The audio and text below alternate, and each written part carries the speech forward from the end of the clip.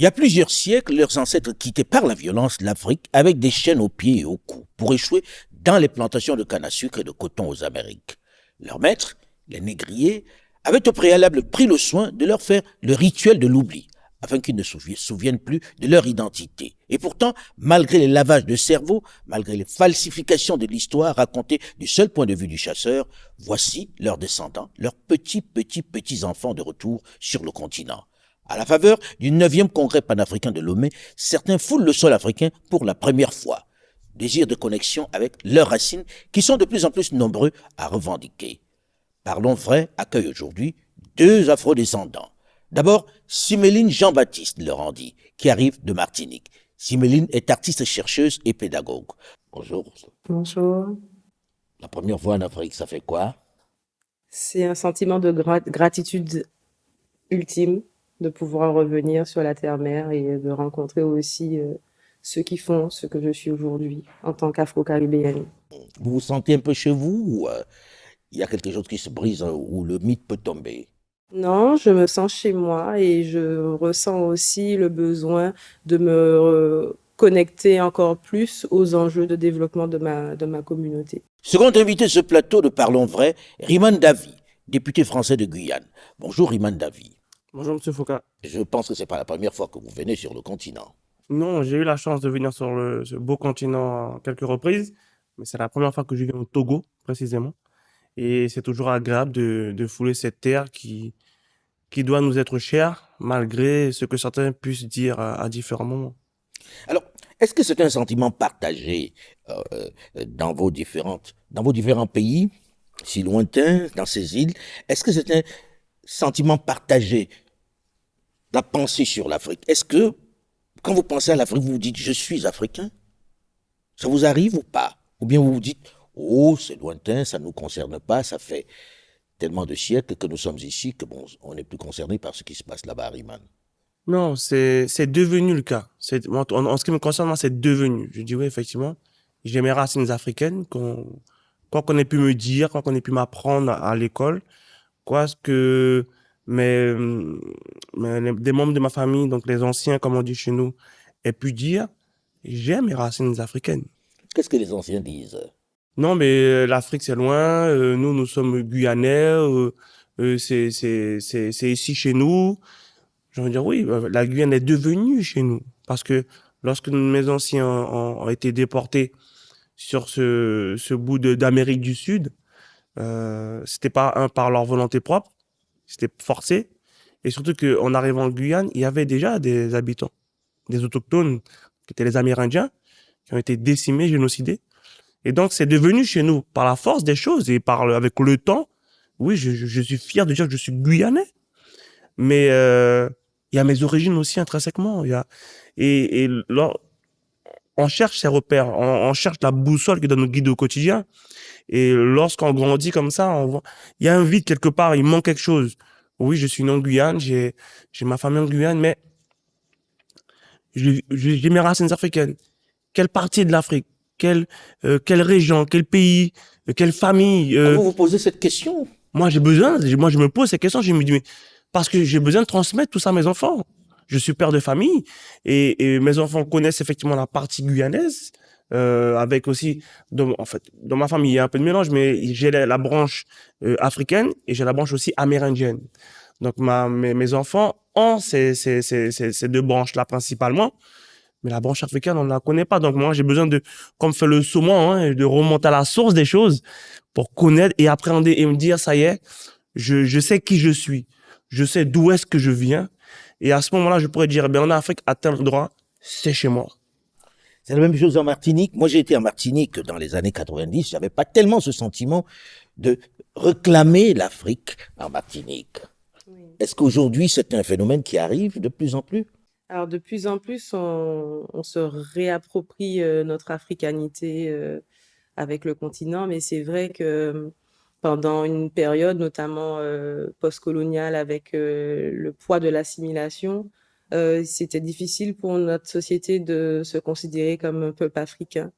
Pour ma part, on en avait un peu honte. On se disait, bon, parce que la manière dont on décrit l'Afrique là-bas, à C'est des fait. barbares, Oui. presque avec un os dans le nez. Oui, et puis aussi, c'est le projet d'assimilation, c'est qu'on se dit qu'on ne peut pas appartenir non plus à ce lieu. On est français, on parle français, on connaît pas leur langue, donc nous, c'est la France.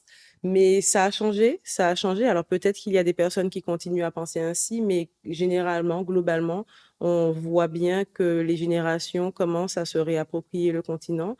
Il y a aussi beaucoup de personnes qui œuvrent aussi pour cela, à travers la vulgarisation, de pouvoir partager des éléments du continent, ce qui nous permet aussi de voir nos ressemblances, nos complémentarités. En ce qui me concerne, étant éduquée dans une famille qui se considère africaine, le problème ne s'est pas réellement posé à moi. Par contre, dans mon analyse, j'avais quand même à cœur de pouvoir affirmer ma martinicanité parce que la richesse de la Caraïbe aujourd'hui, malgré, en dépit de la situation qui nous a amenés là, c'est qu'on observe bien qu'on a d'une île à une autre, une langue différente, des pratiques socio-musico-chorégraphiques différentes. Et cela, on ne peut pas, pour moi, l'ignorer, dans le sens où ça nous permet de faire la complémentarité avec le continent. C'est-à-dire que mon tambour belé, c'est l'Afrique, mais il existe et il faut qu'on sache qu'il existe aussi parce que il y a des codages justement que nos ancêtres ont transmis et c'est important de pouvoir Qui ont repartager. survécu Voilà. avec tout ce temps-là. Alors, moi, je vous invite, mais vous avez défrayé la chronique pendant quelque temps parce que vous faites partie de ceux-là qui sont allés en Martinique déboulonner les statues des personnalités de l'histoire que vous considériez comme des esclavagistes. Racontez-nous, qu'est-ce qui vous a amené à décider ainsi de déboulonner des statues? Alors, vivre dans le quotidien avec, dans les espaces publics, des statues de Victor Schellcher, d'Esnand Il faut Buck. expliquer qui c'est Victor Schellcher. Oui, c'était un Un colonisateur, en colonisateur, fait. oui. Donc, Victor Schellcher, un colonisateur. Joséphine et Beauharnais également. C'était l'épouse de Napoléon Il y a Napoléon, Bonaparte ouais, et qui a Bonaparte. demandé aussi à pouvoir remobiliser l'esclavage suite à l'abolition de l'esclavage. Tout à fait. Et il y a un troisième, Victor Schellcher, il ne Victor faudrait pas l'oublier Schellcher, quand même. Joséphine. Voilà, Il y avait une de troisième personne. Nambuc, Mhm. de Nambuc, Oui. voilà. Et donc voilà, ces trois personnages sont présents dans l'espace public en Martinique, mais pas que. Et c'est vrai que depuis plusieurs années, par exemple, Joséphine n'a plus de tête. Sa tête On lui avait enlevé sa tête. voilà. Et puis, on a découvert aussi que les déboulonnages, ce n'est pas finalement un fait contemporain, mais que depuis plusieurs décennies, il y a des déboulonnements qui se font et secrètement, l'État remettait les statues en faisant croire qu'elles n'avaient jamais disparu. Ah bon? Oui. Donc, ce qui démontre aussi que cette problématique n'est pas la problématique aussi des personnes de 2020. C'est pas une problématique de 2025 ou de 2020. C'est une problématique qui est là depuis plusieurs années et qui, dans la conscience collective, gêne. Donc, il était pour nous important d'enlever ces éléments-là dans l'espace public parce qu'ils font l'apologie du crime contre l'humanité. Oui, c'est vrai que donner une rue, le nom d'une rue à une personne, Oui, c'est quand même l'honorer, c'est considérer qu'il est positif, tout à généralement. fait. Pareil pour ces statuettes-là. Comment vous faites le choix et qu'est-ce qui décide une jeune fille de dire on va aller déboulonner des statuettes? Qu'est-ce qui vous arrive en fait? Qui décide? Les ancêtres. Alors, on a tendance à dire les ancêtres, ils ont bon dos. N'est-ce pas? Mais non, en fait, alors faut savoir que les 5, 6 et 7 novembre, il y a eu le procès des déboulonnages. Oui. Donc, on était 11 prévenus. Il y a eu 9 relax et 2 condamnations sans peine, qui voulait dire sans emprisonnement, sans Alors, amende. redites-nous ça dans le détail parce que c'est quand même impressionnant. Vous êtes 11? 11 personnes prévenues. 11 prévenus. On libère 9 personnes. Voilà, on les relaxe. On dit aux autres, vous êtes condamnés. Oui. Mais on dit pas à quoi? Vous êtes condamné, alors personnellement, puisque je fais partie des 2 condamnés, Ah oui. condamné à juger coupable d'avoir déboulonné la statue de Victor Schellcher à Schellcher. dans la ville de Dans Chefchaouen. la ville de Chefchaouen, oui. Et donc condamné, mais on vous donne pas d'amende, on vous donne pas d'emprisonnement, mais on va bien marquer sur votre casier judiciaire que vous êtes coupable d'avoir fait quelque chose de pas bien selon la République française. Aujourd'hui, ce procès a été mis en appel par le procureur général. Parce qu'il n'est pas d'accord avec... Parce qu'il n'est pas d'accord avec la décision, ce qui fait que je ne pourrais pas dire à la télé que j'ai déboulonné des statuts, mais je les revendique. Alors, vous avez déboulonné des statuts parce que ces statuts-là vous embêtaient. On entend pas mal de personnes aux Antilles, de plus en plus, dire on ne veut plus de l'assimilationnisme. Ça aussi en Guyane, on entend ça. Expliquez-nous, qu'est-ce qui vous gêne dans l'assimilationnisme? Qu'est-ce qui nous gêne? Tout simplement, l'assimilation telle qu'elle est définie, c'est juste l'effacement de ce que nous sommes, intrinsèquement, pour qu'on puisse revêtir l'identité de quelqu'un d'autre. Et donc ça, ce n'est pas acceptable en tant que personne, puisque on coupe les racines. Et donc ça, on ne peut pas. Il faut être ceux qui ont décidé que vous soyez, c'est-à-dire. C'est exactement ça. C'est ça l'assimilationnisme. Je pourrais même qualifier, en fait, je pourrais même dire, au-delà de l'assimilationnisme, on est sur du mimétisme carrément. Il faut vraiment qu'on fasse comme eux, qu'on ait les mêmes codes, les mêmes comportements, les mêmes réactions, on soit vraiment identique à eux. C'est un problème parce que déjà même, vous prenez deux enfants de même père et du même mère, lorsqu'ils naissent, ils ne sont pas identiques. Ils ne sont pas identiques. Tout à fait. Chaque individu est unique par son code génétique. Et pour autant, d'autres personnes à un moment donné, on nous ont fait croire que non, nous, on veut que vous soyez comme ça. Et donc, moi, je fais partie de ces personnes aujourd'hui élues au sein de l'Assemblée française pour leur dire que je suis français, mais j'ai d'autres origines, j'ai notre histoire. Vous avez une autre identité. J'ai mon identité, une identité qui peut être plurielle. Ça ne pose pas de problème parce que ça nous permet effectivement de nous construire et de nous émanciper. C'est pas par opposition à quelqu'un. Non, souvent souvent on veut dire ouais, la carte de oui, mais c'est un discours anti-français, c'est un discours. Mais je dis non. Au contraire, vous devriez comprendre ce que je vous dis. Lorsqu'on cherche à savoir qui l'on est, d'où nous venons, parce que notre histoire, comme certains diront, est faite de douleurs et des réussites, mais toute cette partie douloureuse qu'on veut effacer, qu'on veut cacher, qu'on veut pas qu'il y ait de débat, c'est une erreur fondamentale parce que ça nourrit toujours les blessures qui continuent à sointer. Et tant qu'on n'aura pas le courage de l'affronter collectivement, la France a été un pays colonisateur, a été un pays esclavagiste aussi, mais on dirait qu'il faut pas le dire, c'est tabou, faut surtout pas l'énoncer.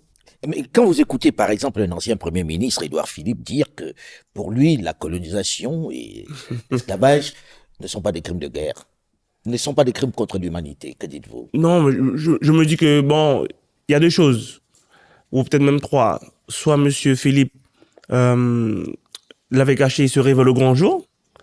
Soit Monsieur Philippe veut séduire un électorat particulier. Ou tout simplement, soit Monsieur Philippe, en tout cas, ne compte pas sur les voies ultramarines pour être élu demain. Parce qu'un ultramarin qui se respecte, vu ce que vient de déclarer M. Philippe, ne devrait jamais mettre un bulletin dans l'urne au nom d'Édouard Philippe, si jamais il se présente pour la présidence. Parce que c'est vécu là-bas comme un crime contre l'humanité de façon claire. Moi, j'ai réagi très clairement à ce sujet-là. Un ancien Premier ministre tenant de tels propos de négationnisme et de révisionnisme, qui se dit déjà potentiellement candidat pour être président de la République française, mais automatiquement, en ce qui me concerne, j'ai un problème avec lui, de facto. Donc maintenant, moi, en tant qu'élu, en tant qu'originaire de ces territoires dits d'outre-mer, je me dois de faire entendre cette voix-là, contradictoire à la sienne, quel qu'il soit, pour leur dire non, oui, je suis désolé, la colonisation est un crime contre l'humanité. Les faits, les historiens, les études l'ont démontré par A plus B, il n'y a même plus à tergiverser. Mais de là à ce que un tel individu qui était au plus haut sommet du gouvernement français vienne tenir ce genre de discours-là, ben, ça mérite beaucoup de questionnements, en tout cas pour les personnes qui me ressemblent. Est-ce que c'est pas un peu dans l'ambiance du moment, dans le climat du moment en France? C'est un euphémisme de le dire, Monsieur Foucault. Nous sommes dans un moment extrêmement décomplexé pour toutes les personnes qui estiment que, bon, les Noirs, bon, oui, il y a eu ça, mais ça va, c'est bon, hein, c'est derrière nous tout ça. Ben non, parce qu'aujourd'hui, ben, quand vous êtes noir, en Europe, c'est compliqué. J'ai envie de dire, quand vous êtes noir, en dehors du continent africain, c'est compliqué. Et même des fois, entre nous-mêmes sur le continent africain, c'est compliqué. C'est compliqué. D'accord? Donc, non, il y a un tel... Le racisme est décomplexé. Les gens maintenant sont en roue libre. On se permet de dire tout et n'importe quoi. On s'affiche. Avant, on se cachait, maintenant, on se cache plus. On le dit clairement. On y va. Et donc, des fois, je me dis, mais en fait, vu la situation, vu le moment, des personnes comme moi qui ont l'opportunité d'avoir la parole libre, parce que je suis un élu de la République française, je me dois de faire partie des voix contradictoires au cœur même de la République, là où on façonne les lois, parce que si je ne le fais pas, je renierai ce que je suis. Alors, on dit souvent, oui, bon, quand ils disent qu'ils ne veulent pas être assimilés, est-ce qu'ils ne le sont pas déjà? Est-ce qu'ils savent quelle est leur identité réelle aujourd'hui, Chiméline? Quand on dit, par exemple, à une Martiniquaise que vous êtes française, vous êtes née en étant française, vos parents, vos grands-parents étaient déjà français. Quand vous refusez l'assimilation, c'est quoi votre identité? Que répondez-vous à ça? La question, quelle est mon identité? Absolument. Pour moi, mon identité, elle est africaine, totalement. Après, c'est sur le papier qu'il y a écrit la France. D'ailleurs, tout récemment, j'ai remarqué qu'on ne met même plus Martinique sur nos passeports. C'est-à-dire, il faut vraiment dire qu'on est France. Donc, je ne sais pas où est-ce qu'on peut me trouver à Sainte-Marie 87 230 sur le continent européen, parce que je n'habite pas, enfin, je ne suis pas française de la France. Je suis martiniquaise.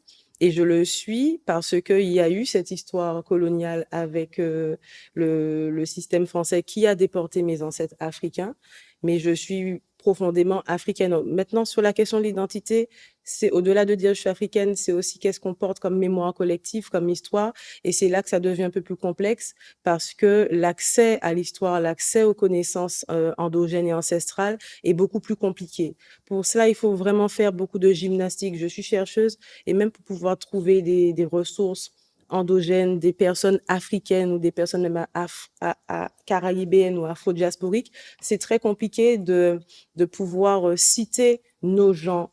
Aujourd'hui, au-delà de pouvoir revendiquer, pour moi, l'autre étape, c'est aussi de pouvoir faire le travail de réappropriation, de transmission pour pouvoir se développer autour de cette Mais quand on dit identité-là. réappropriation, transmission, où vous trouvez quoi à la vérité? C'est-à-dire vos ancêtres qui sont partis du continent sont partis, on a essayé de faire qu'ils oublient même qui ils étaient, puisque la technique, à l'époque, quand on prenait des esclaves, on faisait faire le tour 7 fois d'un pâté de maison, dans des circonstances que l'on connaît, pour qu'ils oublient même d'où ils viennent et qui ils sont.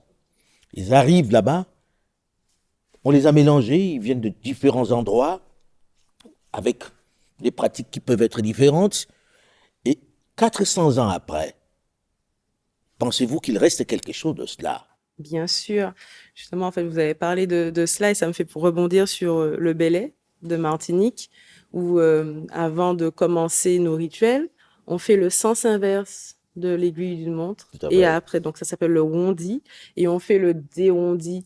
Et hier, c'est-à-dire le retour pour Voilà. retrouver, pour faire ce qui était fait par l'esclavagisme, mais dans le sens contraire. Voilà. Retrouver sa mémoire. L'annulation. Et l'annulation. Ouais. Et hier, j'ai découvert, en allant visiter la maison des esclaves à Lomé, que justement, on faisait nos ancêtres faire ce fameux 7 tours en fait, c'est le rituel de l'oubli.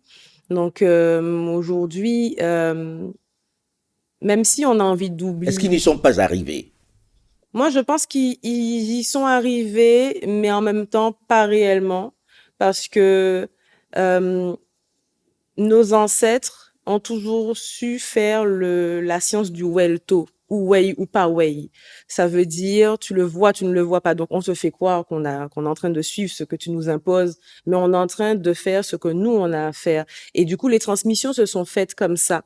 Aujourd'hui, en sous-marin. Aujourd'hui, on a besoin de sortir du sous-marin pour pouvoir réapproprier les choses, mieux les revendiquer, mieux les incarner également, et pour pouvoir être dans le schéma de transmission, de renouveau aussi par rapport à notre identité. Puisque de toute façon, les sociétés, elles ne restent pas figées. Notre science ancestrale, ça n'a pas vocation à être figé. Tout à Elles fait. doivent évoluer. Et c'est là, en ce sens, qu'aujourd'hui, on a vraiment un enjeu d'aller se réapproprier ces savoirs-là pour pouvoir vivre une émancipation plus saine et pérenne également. Ça m'amène à la connexion avec l'Afrique. Parce que quand on arrive à Cuba, on a l'impression d'être en Afrique totalement. C'est-à-dire là-bas, l'identité africaine est particulièrement revendiquée, avec des pratiques, avec des choses qui ont survécu à tous ces siècles d'esclavage. Quand vous arrivez également au Brésil, notamment à Salvador de Bahia, Ouais. vous avez l'impression d'être dans n'importe laquelle des villes africaines, avec des pratiques, avec la même gastronomie, etc., etc. Aujourd'hui, quand vous regardez l'Afrique de là-bas, vous qui êtes en Guyane, qu'est-ce que vous pouvez établir comme pont entre les deux? Déjà, est-ce que c'est possible d'établir un pont entre les deux? Oui, c'est très possible, puisque déjà en Guyane, il y a, il y a les peuples bushinengués qui ont gardé leur africanité, leurs racines profondes en tant qu'Africains. Ce sont des Guyanais, mais tous les rites, leur culture, quand on regarde bien la sonorité, les tambours, les différents rites qu'il peut y avoir, ça nous rappelle l'Afrique tout de suite. Donc la Guyane, aujourd'hui, s'il y a bien un pont qui existe et qui est vivant avec l'Afrique, en première ligne, ce sont bien les peuples bushinengués qui sont en Guyane. Ensuite, ce pont-là, pour moi, pour recréer ce pont-là, j'ai envie de dire prioritairement, il serait à deux niveaux. Un, celui sur l'histoire, pour rappeler effectivement ce qui s'est passé, comment nous sommes arrivés là, ainsi de suite. Et deux, culturellement. Euh, Lorsqu'on est afro-descendant, il y a quelque chose qui peut être étonnant, hein. On peut être n'importe de quel pays. Dès qu'on entend la percussion, on entend un tambour, tout de suite. Il y a quelque chose qui résonne en nous. Il y a les Bushinengués qui ont une sonorité particulière. Il y a les créoles, donc les 10 créoles que nous représentons, qui ont une sonorité aussi particulière. Il y a le Bélo en Martinique, il y a le Gros-Ka en Guadeloupe. Mais quand vous écoutez cela, vous vous dites, mais en fait, la racine, elle vient du même continent. Faut pas se raconter d'histoire. Donc, on voit bien qu'ils ont essayé, effectivement, ils ont essayé, mais pour moi, ils n'y sont pas parvenus. Parce que s'ils étaient parvenus déjà en Guyane, on n'aurait pas les peuples bushinengués qui sont toujours là. Ils auraient été déjà un peu plus mélangés comme nous-mêmes, on va dire, culturellement parlant. Mais néanmoins, aujourd'hui, avec les éléments que nous avons, avec les, les faits historiques que nous apprenons jour après jour, le lien devient de plus en plus fort jour après jour en ce qui me concerne.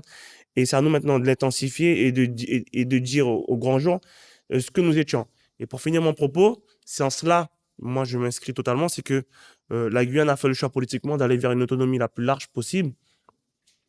Et donc par ce biais-là, parce qu'on a bien compris que l'éducation fait partie des piliers de ce que nous voulons faire. Et donc, si on veut effectivement se rapproprier notre histoire, la transmettre, nos savoirs, nos cultures, toutes ces choses qui nous définissent en tant qu'individus, comme je parlais d'identité plurielle, ben, on se doit effectivement de récupérer tout cela et de la transmettre aux générations futures. Alors, est-ce que ce lien avec l'Afrique, on commence à le construire vraiment, Simedine? Est-ce qu'aujourd'hui, parce que quand on regarde, si vous êtes en Martinique, si vous êtes en Guadeloupe ou en Guyane pour venir en Afrique, c'est un périple. Je pense que le président Patrice Talon du Bénin avait promis qu'il y aurait un vol direct qui partirait de là-bas en Afrique, mais ce serait le premier. Est-ce qu'il y a une véritable volonté et un véritable besoin de créer ce lien-là? Et comment vous l'imaginez? Si, il est fondamental et pour appuyer aussi sur ce rapport à la mobilité qui est compliqué, même dans la Caraïbe, c'est compliqué de voyager pour aller à Sainte-Lucie, en Guadeloupe, parce que les billets coûtent cher, ou bien même pour aller dans d'autres îles anglophones, parce qu'il faudrait passer par telle île pour revenir par là, des fois aller à Miami. Enfin, il y a cette réalité de la mobilité. qui a été construite. C'est-à-dire que l'Occident, le monde colonial, a créé cette situation de l'isolement. C'est pour eux très important de faire cela pour nous empêcher de relationner, pour nous empêcher de créer des fondations qui nous permettraient de travailler sur notre émancipation commune et puis sur la question de la transmission, à la fois des savoirs qu'on a aujourd'hui sur nos territoires, parce qu'il y a eu la rencontre avec les peuples endogènes, autochtones avant, durant la période coloniale, on n'en parle pas beaucoup, mais il y a eu ce lien aussi avec eux après, enfin un petit peu avant les génocides. Et aujourd'hui, ben moi, j'aimerais pouvoir aller d'ailleurs, c'est la première fois que je vais en Afrique. Pourquoi? Parce que j'ai toujours eu peur de me dire, est-ce que j'aurai assez d'argent pour venir, en fait? Ce n'est pas parce que vous aviez peur de rencontrer des gens Pas du tout. C'est plus proches du singe, quoi. C'est l'aspect économique sur le premier point. Et puis l'autre point, il est aussi sur l'aspect logistique. On a un passeport français, donc on est censé pouvoir faire tout ce qu'on veut, mais c'est pas pareil en fait, parce que on est considéré comme des Français dans un pays qui est censé être la terre-mère pour nous. Et il y a quand même un travail aujourd'hui important à mobiliser autour de cela pour qu'on ne soit pas considéré comme des touristes. Le Bénin le fait. Le Bénin, dans Oui, ce sens-là, le tout à fait fait. quand même, puisque désormais, celui qui peut solliciter cette nationalité, un ultramarin, peut avoir la nationalité béninoise. Mais en fait, ce lien-là, il existait, hein, direct, hein, parce que à un moment donné dans l'histoire, lorsqu'on regarde la Guyane, l'histoire de la Guyane, il y avait des vols directs qui partaient de Dakar à Cayenne, hein. Des vols directs qui se faisaient entre l'Afrique et le territoire guyanais. Donc, ces liens existaient à un moment donné. Mais l'évolution fait qu'à un moment, bon, Il n'y a pas un courant d'affaires. les politiques menées font que ça n'a pas perduré. Mais encore une fois, il ne tient qu'à nous de savoir si effectivement on veut les rétablir ou pas. C'est une volonté politique d'abord qui doit s'affirmer, ensuite définir une stratégie qui nous permette effectivement de le rendre palpable, concret. Quand je dis ça aussi, ça nous affranchir aussi parce que pour venir en Afrique, aujourd'hui, il faut qu'on passe par Paris, c'est obligatoire. Donc, je passe par Paris pour revenir en Afrique. Or, quand vous prenez l'Amérique du Sud et l'Afrique, le lien direct, c'est pas pour rien que, par exemple, le président Lula du Brésil a annoncé qu'il doit effectivement établir des liens directs avec le continent africain. On voit qu'à l'échelle du monde, au niveau géopolitique, les choses bougent énormément. On va vers plus de multilatéralité pour certains pays. Et pour moi, c'est être intelligent en faisant cela. Mais est-ce qu'il n'y a pas aussi le fait que tant qu'on ne crée pas de courant d'affaires réel entre les deux régions, ça va être difficile de se fréquenter, puisque c'est les affaires qui font généralement voyager. C'est les intérêts économiques qui font généralement se mouvoir. Alors, oui et non. Pour moi, aujourd'hui, l'intérêt aujourd'hui par rapport à nos histoires communes, on doit rétablir ce lien historique. Pour moi, c'est la priorité. Il y a le lien historique, le lien culturel. Pour moi, c'est en troisième niveau que vient maintenant le lien économique et social potentiellement. Parce qu'on parle de développement économique et social, ça veut dire qu'au travers de nos richesses mutuelles, quelle relation on veut créer à ce niveau-là, et puis surtout, quelle société on veut faire avec ces richesses-là. Moi, demain, si je dois effectivement utiliser les richesses de la Guyane, la Guyane en a pléthore, est-ce que c'est pour continuer à faire le même modèle qu'aujourd'hui qui enrichit un groupuscule et qui appauvrit une grande majorité? Vous voyez? Donc, c'est le modèle qu'on veut faire au travers économique. Et ensuite, quelle société on veut définir derrière? Et ça va dans les relations qu'on souhaite bâtir avec les pays autres. Je m'explique. Est-ce que j'aurais un intérêt, moi, aujourd'hui, à faire exactement ce qui se fait au niveau capitalistique à l'échelle du monde?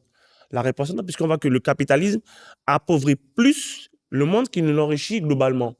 Donc, ça veut dire, est-ce qu'on aura vocation avec le continent africain? Parce que pour moi, le continent africain doit revenir au niveau historique. Il a été à un moment donné un continent fort, un continent émancipateur et un continent qui sait se développer. Sauf qu'aujourd'hui, ce n'est pas le cas. Maintenant, si on souhaite aller vers ce renouveau-là avec le continent africain, ben, ça ne passera que si aussi le continent africain souhaite aller vers autre chose. Tant qu'on restera dans cette réalité que nous connaissons, pour moi, il me paraît difficile, pour ne pas dire illusoire, que nous pourrons créer des ponts d'affaires comme ça avec le continent africain. Non, pour moi, Il y a le lien historique, le lien culturel à rétablir, à dire effectivement, nous venons de tel endroit, de tel pays, de telle région. Et ensuite, derrière, mais quelle société on veut construire collectivement avec les richesses que nous avons Mais mutuellement. pour créer ce lien historique, est-ce que ça ne passe pas par l'école? Or, l'école n'est pas tenue par... Pour moi, oui. Ça passe par l'école. Mais le programme scolaire, les curricula sont faits par les autres. Comment pensez-vous que ça puisse être possible? Est-ce que vous pensez que les enfants de Guyane, les enfants de Martinique, de Guadeloupe, de Haïti, demain, vont penser à l'Afrique si on leur propose les mêmes programmes qu'aujourd'hui, qui disent, par exemple, qui ne leur parlent pas de leur histoire à eux, mais de celle des autres? Siméline. C'est sûr que pour pouvoir avoir une éducation décoloniale, il faut véritablement repenser le contenu et que ça ne soit pas sur 2 jours dans l'année, sur nos peut-être 6 ans de scolarité, parce que moi, c'est ce que j'ai connu au collège ou à l'école primaire. On avait un petit livret comme ça qui était à part du livre d'histoire-géographie, où on pouvait apprendre un petit peu de chez nous, mais ça ne durait pas très, très longtemps. Donc aujourd'hui, il y a vraiment cet enjeu aussi d'aller ensemble, collectivement, créer le contenu pédagogique. Et puis, c'est vrai qu'on est à distance Oui, mais qui va le faire? ben, Puisque nous. pour l'instant, c'est Paris qui décide, par exemple, du programme que vous allez avoir à l'école. Oui. C'est pas Paris qui va mettre ça au programme. Ah Hein. non, mais c'est à nous de le faire. C'est clairement à nous, avec chaque compétence que chacun a, c'est à nous d'aller mobiliser cela pour pouvoir créer des référentiels communs et puis travailler aussi sur du e-learning lorsqu'on est dans les établissements pour pouvoir faire le lien avec l'Afrique et ses diasporas. Si financièrement, ça peut être compliqué de faire des allers-retours avec l'Afrique et que annuellement, ils puissent avoir des projets de mobilité où on puisse véritablement partager des connaissances de l'histoire, de l'économie, enfin, tous les modèles qui sont aujourd'hui importants de développer parce que l'avenir de demain, il doit se construire aujourd'hui. Et si aujourd'hui, on nous donne des outils qui sont occidentaux, qui ne sont pas adaptés à nos environnements, on a ce bagage-là, on le reproduit dans un environnement qui n'est pas le contexte qui va avec ce qu'on nous a donné, ben on crée quelque chose qui ne peut pas tenir. Et on le voit bien, il y a du chômage en Martinique, il y a de la précarité en Martinique, il y a des difficultés à se loger en Martinique, il n'y a pas d'eau en Guadeloupe, enfin des vraies situations concrètes. Elles ne sont pas réglées. Pourquoi? Parce que on nous éduque avec une boîte à outils qui ne correspond pas à l'environnement dans lequel on Dans est. lequel vous vivez. Alors, il y a également une question que nous nous posons en Afrique, parce que l'histoire a toujours été racontée du point de vue du chasseur. Et on sait très bien que le chasseur a toujours le bon rôle. Est-ce que là-bas en Guyane, on considère toujours que c'est les Africains qui ont vendu les Africains, qui sont partis? On va toujours trouver des personnes qui vont vous dire que la France est la mère patrie. Souvent, moi, je dis, moi, je suis français, j'ai aucun problème avec ça.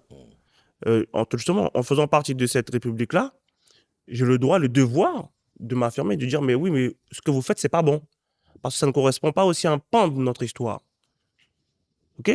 Ce n'est pas parce que je critique telle ou telle chose que je veux être, je veux faire valoir une certaine haine, une forme de haine envers. Il n'y a Non. pas de haine, on revendique Non. quelque chose. Quand on revendique quelque chose, c'est parce qu'il manque. Il y a quelque chose qui n'est pas abouti. D'accord?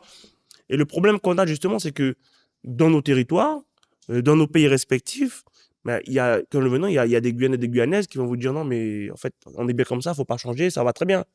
Mais toute situation va toujours arranger une partie et pas forcément une autre.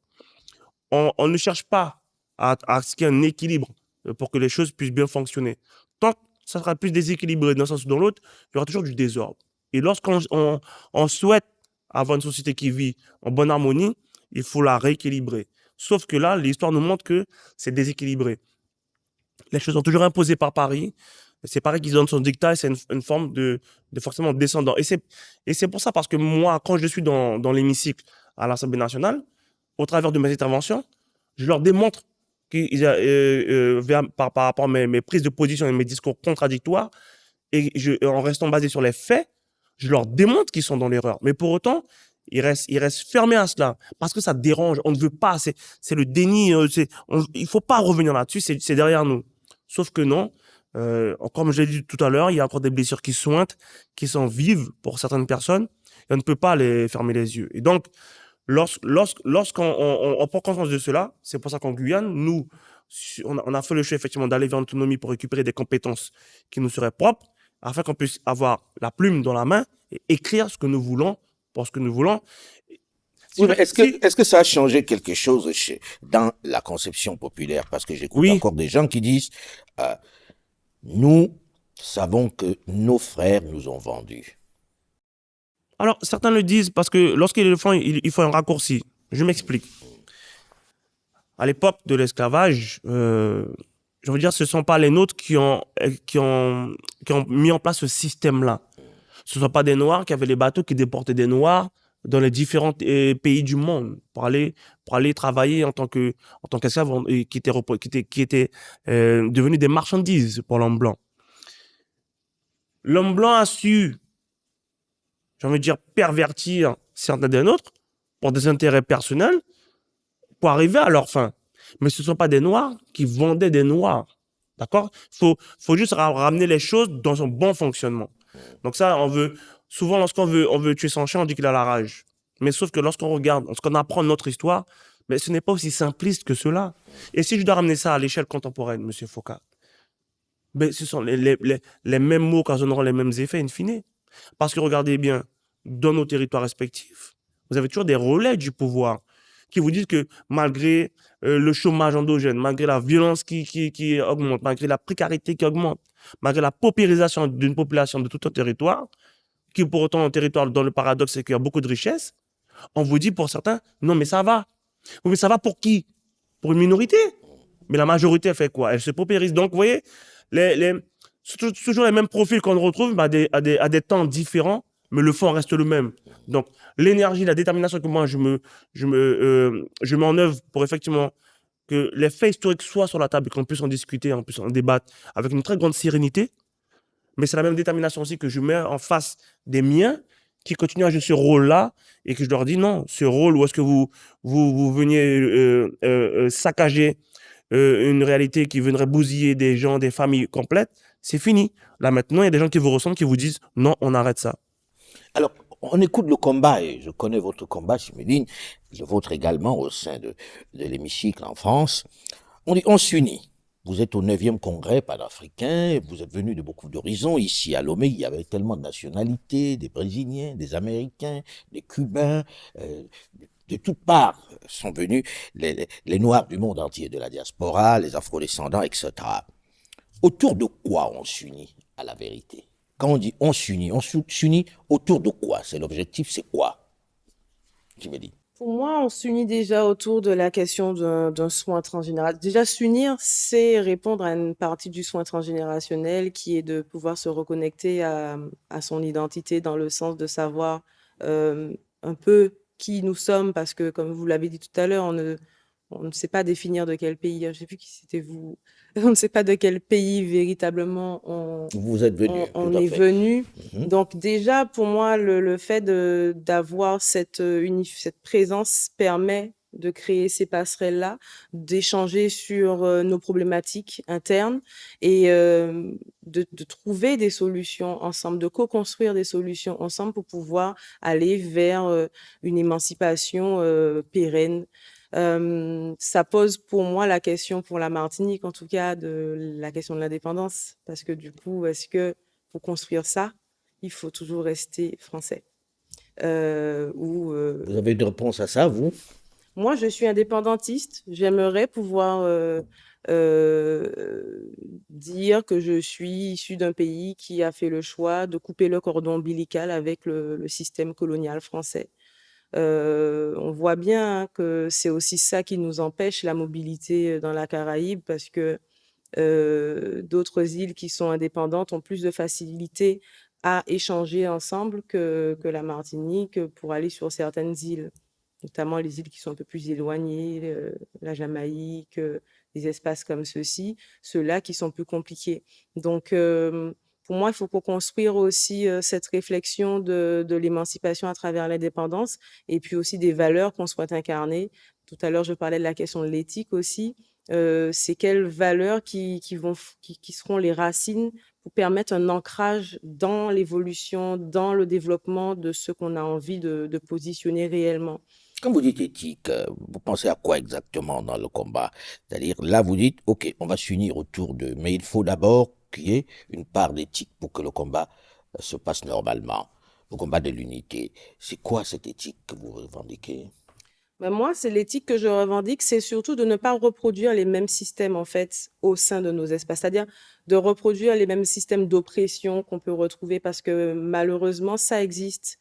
Même dans les milieux militants, on peut se retrouver à reproduire un peu le profil du Le colon, le voilà, schéma du colon.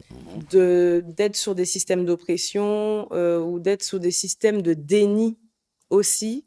Et c'est peut-être en ce sens-là aussi que la question de l'éthique se pose. C'est, il y a des bobos internes. Est-ce qu'on peut aller purger ces bobos-là, les plaies, pour les soigner? Parce que ça s'infecte.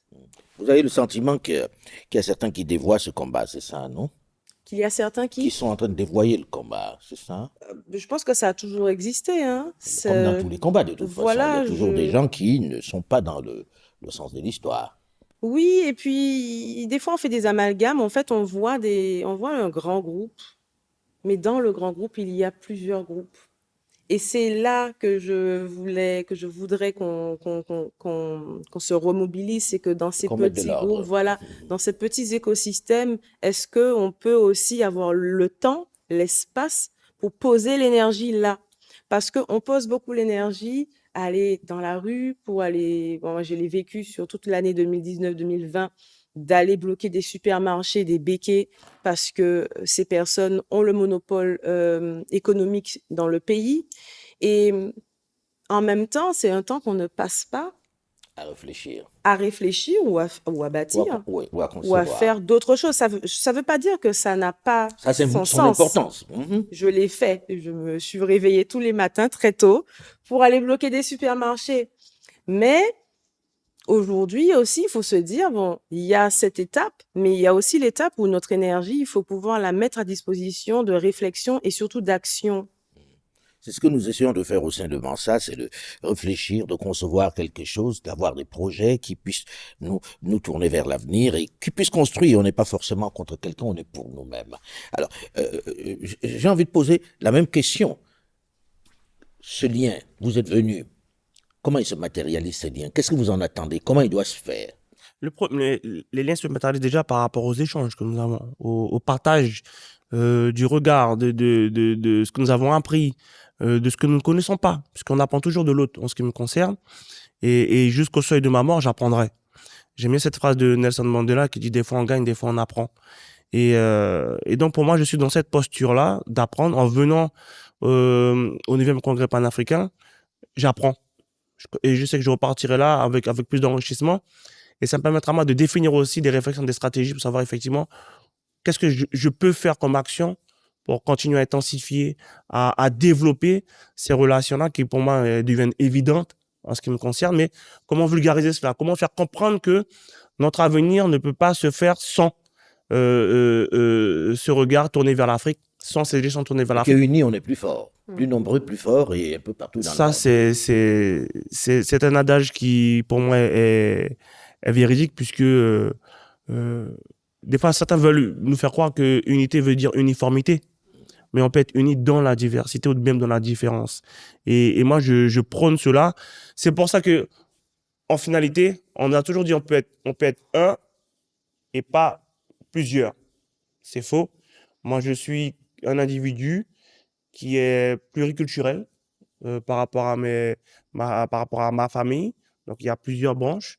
Et donc, on se dit, en fait, oui, on peut revendiquer d'être un individu, mais avec pléthore d'éléments, pléthore d'histoires en son sein et qui souhaitent la partager au maximum. Donc, pour moi, c'est ça la richesse de l'humanité, c'est être multiple et savoir être un lorsqu'il le faut. Alors, la pratique ces dernières années qui s'est intensifiée est d'aller faire son ADN pour savoir d'où on vient. Quelqu'un de vous a tenté ça ou pas? Moi, je vais le tenter. Je ne l'ai pas encore fait, mais je veux pas le faire tout de suite. Moi, je veux faire un travail de généalogie d'abord. J'ai commencé pour remonter à la source, comme on dit, savoir d'où je viens. Parce qu'après, la question de la généalogie, c'est scientifique, ça veut dire ben, vous avez un peu de telle origine, telle origine.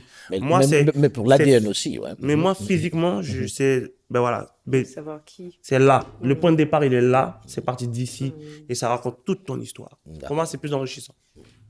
Moi, j'ai pas fait mon test ADN, mais c'est vrai qu'à la période où tout le monde le faisait, je me disais pourquoi pas.